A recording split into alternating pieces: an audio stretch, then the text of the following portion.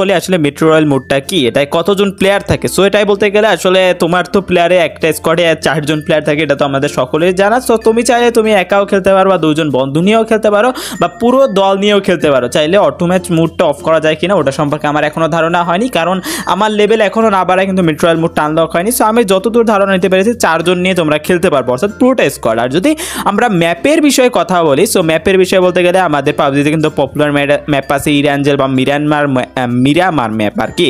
So ম্যাপার কথা বললে মূলত এই মোডে একটা নির্দিষ্ট ছোট বা বড় ম্যাপ থাকে যেখানে খুব কম জায়গা থাকে, এবং এখানে ইরানজেল বা মিরামার ম্যাপের যেখানে শুধুমাত্র নির্দিষ্টটা অঞ্চল বা ছোট জোন থাকে যেখানে সবাই লুকাই লড়াইয়াত করে, তারপর শেষ পর্যন্ত বিচে থাকে আসলে জয় হয়। আর কি কি এই মুডে থাকতে বলতে গেলে তো আমি বলেইছি যে এখানে কিন্তু ছোট ম্যাপ বা ছোট এলাকাগুলো থাকে যেখানে গুলি তোলে, লুকায়, ফাইট করে এবং জেতার চেষ্টা করে।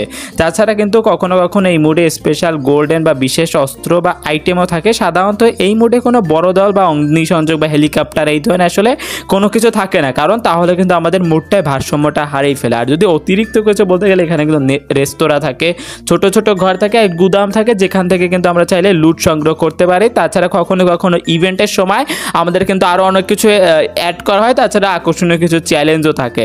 সাধারণত এই মুডটা প্লেয়াররা খেলে কারণ এটা সহজে খেলা যায় এবং দ্রুত শেষ করা যায়, তাই জন্য র্যাঙ্ক মোডের চেয়ে আসলে মেট্রো রয়্যাল মোডটা অনেকের কাছেই ভালো লাগে এবং জনপ্রিয়তা পায়। সো এই মেট্রো রয়্যাল মোডটা কিন্তু আমার কাছেও ভালো লাগতো যদি আমি খেলতে পারতাম। আই থিঙ্ক এটা আমি আনলক হলে ট্রাই করে দেখবো আর কি ভাই।